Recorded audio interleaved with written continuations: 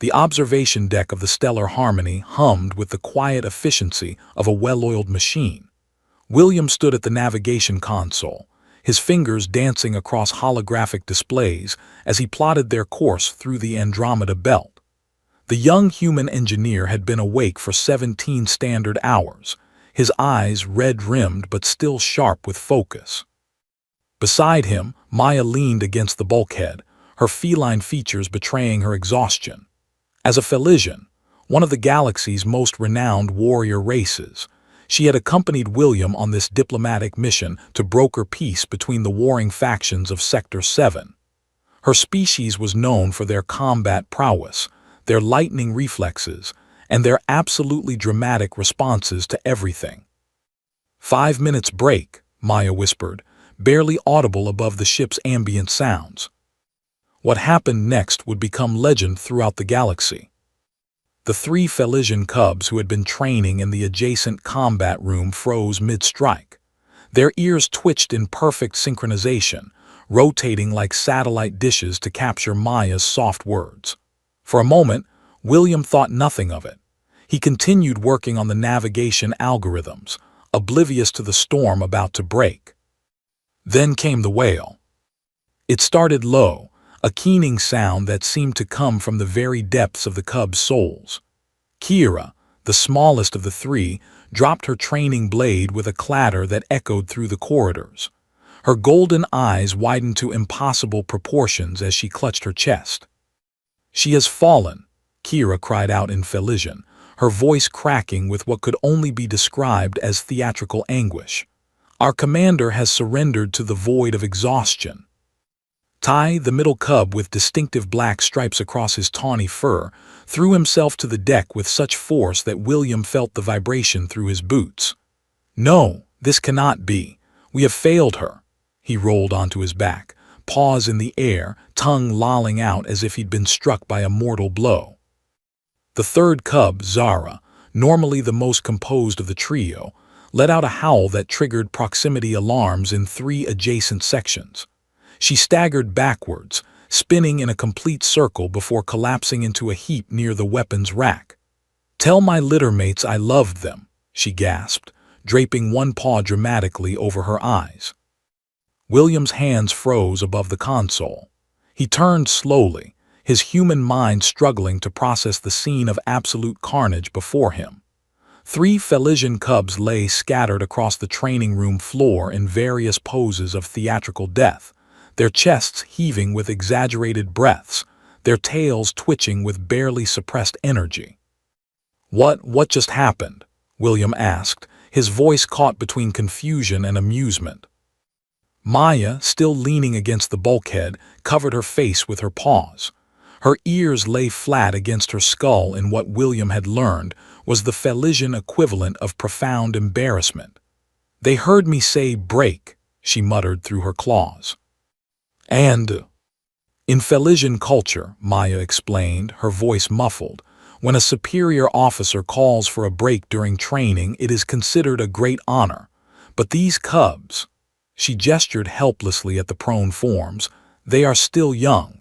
They do not understand the difference between a break and dramatic interpretation." William crossed his arms, a smile tugging at the corners of his mouth. He had been traveling with Felisians for 6 months now, and their flair for the dramatic never ceased to amaze him. Humans were considered the weird ones in the galaxy, too stubborn, too adaptable, too willing to improvise solutions that made other species uncomfortable.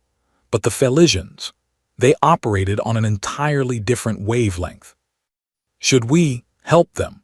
William asked, watching as Kira began to twitch dramatically, her paws paddling the air as if swimming through invisible waters. "No," Maya sighed. "They must complete their performance. It would be dishonorable to interrupt."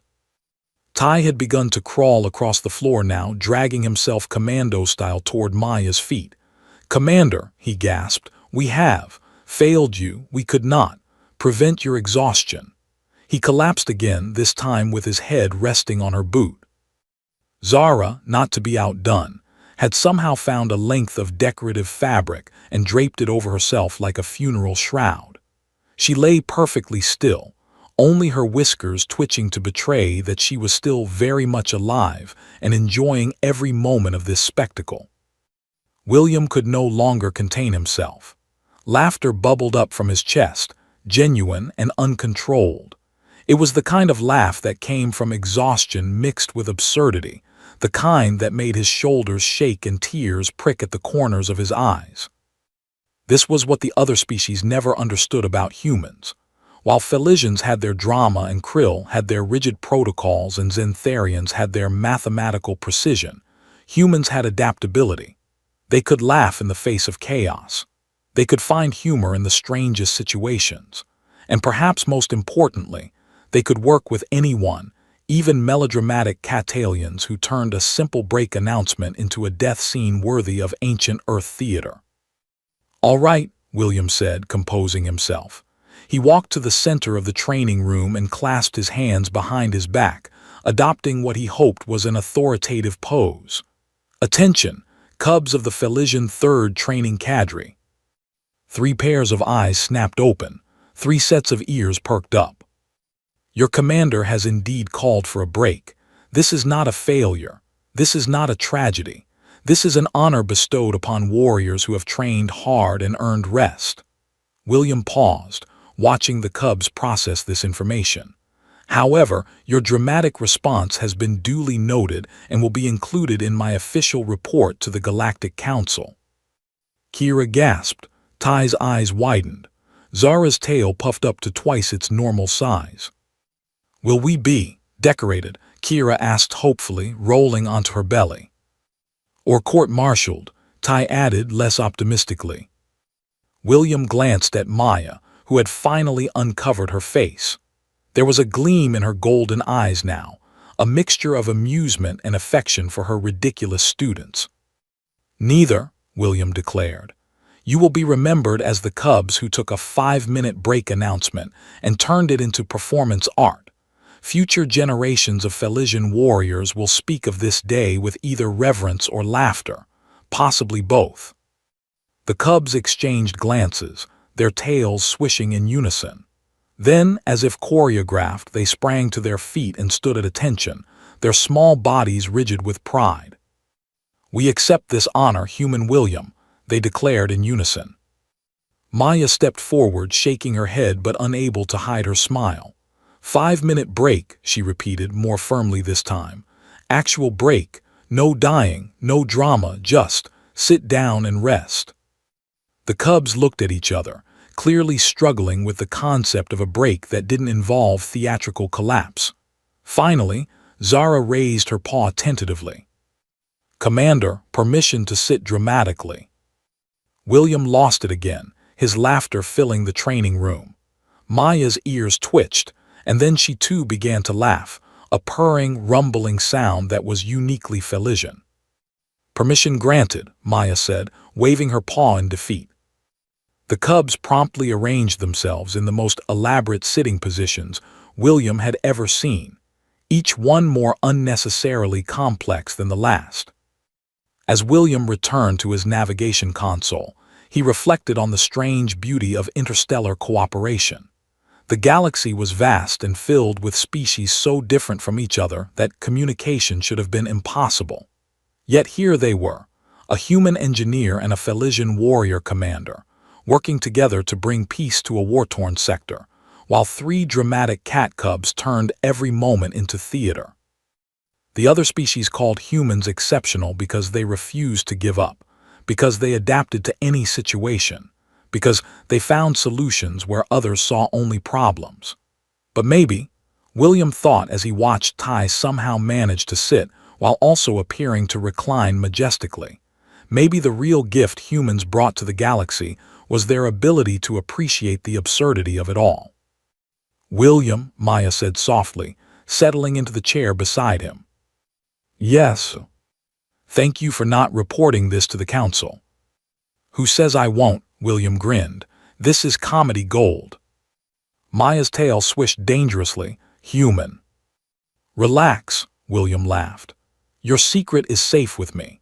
Besides, I have a feeling we're going to need these cubs' dramatic flair when we reach Sector 7.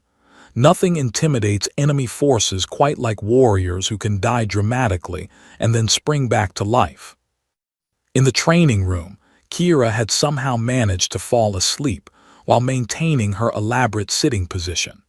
Tai and Zara were engaged in a whispered debate about whose sitting pose was more worthy of historical record. The Stellar Harmony continued its journey through the stars, carrying its crew of humans and Felisians toward whatever challenges awaited them. And in that moment, William understood something fundamental about the universe. It wasn't just humanity that was special. Every species brought something unique to the great tapestry of galactic civilization.